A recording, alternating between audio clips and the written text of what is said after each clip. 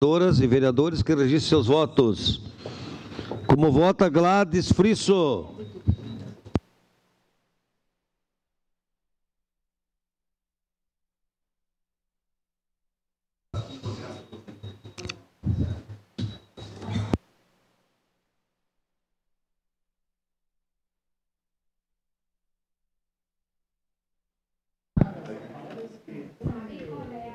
Lucas Carinhato.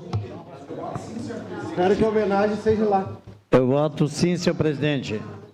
Obrigado, Clóvis. Como vota Gladys Frisso? Eu voto sim. Obrigado.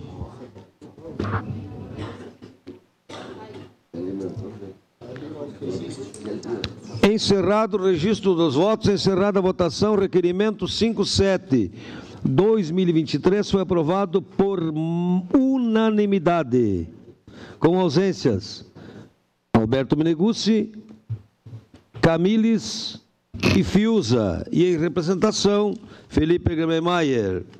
Em discussão